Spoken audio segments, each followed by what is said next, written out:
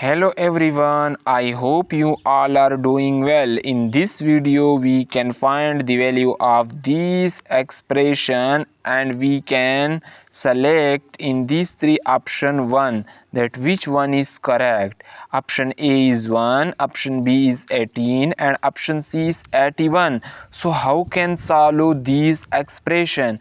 So student, first of all 9 multiplied by 2 is 18, so I can write here 18 divided by 2 multiplied by 9. Okay student, so again 18 divided by 2 is 9, so 9 multiplied by 9 is equal to 81.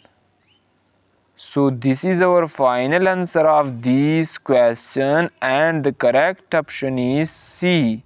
So option C is the correct answer.